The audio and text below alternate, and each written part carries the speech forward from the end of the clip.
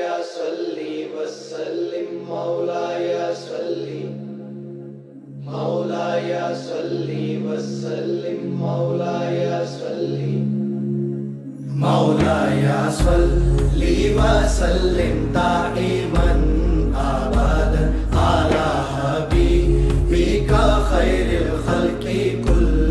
اعوذ باللہ من الشیطان الرجیم. بسم اللہ الرحمن الرحیم. دوستو، جس قدر تیزی سے آپ لوگوں کی محبتیں ہمیں وصول ہو رہی ہیں، تو ایسے بھی دوست احباب ہیں جو کہ عموماً اپنی مادری زبان میں قرآن پاک کے ترجمے کو زیادہ پسند کرتے ہیں. ان کے سمجھنے میں آسانی ہو جاتی ہے ان کو. تو ایسے دوستوں کے لیے میں یہ ویڈیو تیار کر رہا ہوں. اور وہ دوست جو کہ سورہ مزمل سے محبت اور عشق رکھتے ہیں اور ان کی مادری زبان سندھی ہے، یہ آپس میں سندھی بولتے ہیں، تو سورہ مزمل کا سندھی میں ترجمہ اور عربی اور اس کے بعد سندھی، یہ آپ لوگوں کی آسانی کے لیے میں اس ویڈیو میں شامل کر رہا ہوں. اس کی مین وجہ یہ ہوتی ہے کہ جب بھی ہم کوئی کلام پڑھ رہے ہوتے ہیں تو کم سے کم ہمیں اس کا ترجمہ معلوم ہونا چاہیے کہ اس میں باری تعالیٰ نے کیا فرمایا ہے. کہ ہم بیٹھ کر وظیفہ میں، چلا میں ورد کرتے ہوئے رٹے تو لگاتے رہتے ہیں، لیکن پتہ نہیں ہوتا کہ اس کا معنی اور ترجمہ اور تفسیر کیا ہے. تو کم سے کم ہمیں پڑھتے ہوئے ترجمہ معلوم ہونا چاہیے. تو ایسے ہی دوستوں کے لیے آج کی ویڈیو میں سورہ مزمل کا سندھی میں ترجمہ آپ کے لیے پیش کیا جا رہا ہے. تو پھر ملاحظہ کریں. بسم اللہ الرحمن الرحیم. اللہ جے نالے سان جيڪو وڏو مهربان ۽ رحم ڪندڙ آهي. يا أيها المزمل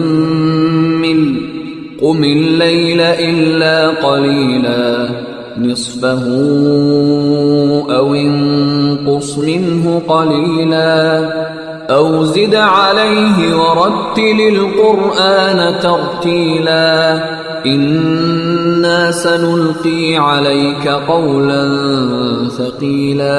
اے ویڑجی سیڑجی سمھڻ وارا، رات جو نماز میں بیہندو کر، سوائے کنहिं تھورے وقت جي. رات جو अधु या इन मां कुझु घटि कर या इन में कुझु वधाए ऐं क़ुरान खे खूब ठाहे ठाहे पढ़. असां तो ते ॾाढो ॻरो कलाम नाज़िल करण वारा आहियूं. إن ناشئة الليل هي أشد وطئا وأقوم قيلا إن لك في النهار سبحا طويلا واذكر اسم ربك وتبتل إليه تبتيلا رب المشرق والمغرب لا إله إلا هو فاتخذه وكيلا. हक़ीक़त इहा आहे त राति जो उथणु नफ़्स ते ज़ाब्तो रखण लाइ ॾाढो काराइतो आहे ऐं क़ुरान सही तरह पढ़ण लाइ बि ॾाढो मुनासिबु आहे. ॾींहं जो त तो लाइ घणा कमकारियूं आहिनि. पंहिंजे रब जो नालो यादि कंदो कर ऐं सभिनी खां पासीरो थी उन जो ई थी वञ. हू ओभर तोड़े ओलह जो रब आहे. उन खां सवाइ ॿियो को बि माबूद कोन्हे. तंहिं करे उन्हीअ खे ई पंहिंजो कारसाज़ बणाए. واصبر على ما يقولون واهجرهم هجرا جميلا. ऐं जेकी ॻाल्हियूं माण्हू कनि था तिन ते सब्र कर ऐं खाउन सुहिणे नमूने में धार थी वञ. وذرني والمكذبين أولي النعمة ومهلهم قليلا. ऐं उन्हनि कूड़ो सॾींदड़ आसूदनि माण्हुनि सां निबरण जो कमु तूं मूं ते छॾे ॾे ऐं उन्हनि खे थोरे वक़्त लाइ इन ई हालत ते छॾे ॾे. إن لدينا أنكالا وجحيما وطعاما ذا غصة وعذابا أليما. يوم ترجف الأرض والجبال وكانت الجبال كثيبا مهيلا बेशक असां वटि डंडा ॿेड़ियूं ऐं भड़कंदड़ बाहि आहे ऐं निड़ीअ में अटकंदो खाधो ऐं दर्दनाक अज़ाब। इहो उन ई ॾींहुं थींदो जॾहिं ज़मीन ऐं जबल धुॾण लॻंदा ऐं जबल ईअं थी वेंदा जो ॼण त वारीअ जा ढेर आहिनि जेके खिंडरी रहिया आहिनि। إنا أرسلنا إليكم رسولا شاهدا عليكم كما أرسلنا إلى فرعون رسولا فعصى فرعون الرسول فأخذناه أخذا وبيلا तव्हां ॾे असां ईअं हिकिड़ो रसूल तव्हां ते शाहिद करे मोकिलियो आहे जीअं असां फिरौन ॾे हिकिड़ो रसूल मोकिलियो हो। पोइ फिरौन उन ई रसूल जी ॻाल्हि न मञी त असां खेसि सख़्तीअ सां पकड़ियो। فكيف تتقون إن كفرتم يوما يجعل الولدان شيبا السماء منفطر به كان وعده مفعولا जेकॾहिं तव्हां मञण खां इनकार कंदव त उन ॾींहुं कीअं बची वेंदव जेको ॿारनि खे ॿुढो करे छॾींदो ऐं जंहिंजी सख़्तीअ खां आसमान पियो फाटंदो हूंदो। अल्लाह जो वाइदो त पूरो थी रहणो आहे। إن هذه تذكرة فمن شاء اتخذ إلى ربه سبيلا हीअ हिकिड़ी नसीहत आहे हाणे जंहिंजी दिलि घुरे त पंहिंजे रब ॾांहुं हलण वारी वाट वठे। إن ربك يعلم أنك تقوم أدنى من ثلثي الليل ونصفه وثلثه وطائفة من الذين معك والله يقدر الليل والنهار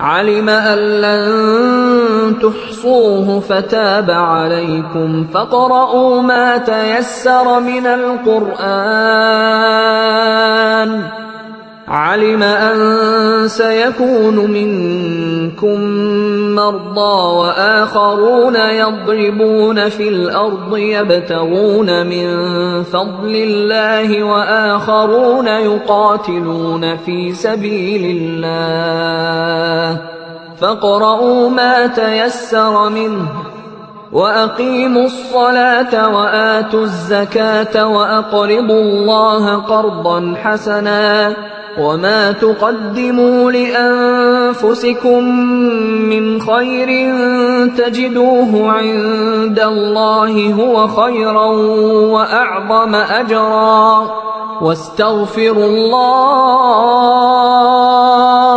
إن الله غفور رحيم ऐं नबी तुंहिंजो रब ॼाणे थो त तूं कॾहिं राति जा ज़रे घटि 2 भाङे 3 हिसा कॾहिं राति जो अधु ऐं कॾहिं उन जी 1/3 इबादत में बीठो हूंदो आहीं ऐं तुंहिंजे साथियुनि मां बि हिकिड़ो टोलो ईअं कंदो आहे। अल्लाह ई राति ऐं ॾींहं जे वक़्तनि जो हिसाब थो रखे।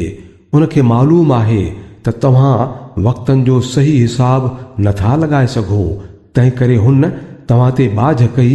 पोइ जेतिरो क़ुरान सवलाई सां पढ़ी सघो था पढ़ो। हुनखे त मालूम आहे त तव्हां मां के बीमार हूंदा, के वरी अल्लाह जे फज़ल जी ॻोल्हा में सफ़र कनि था ऐं के वरी अल्लाह जी राह में लड़नि था।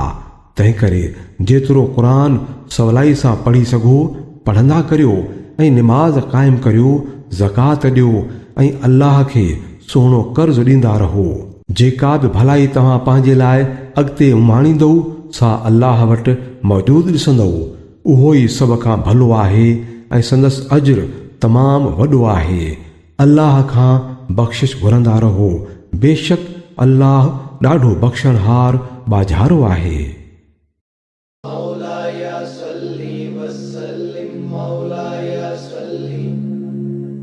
مولاي صل وسلم دائما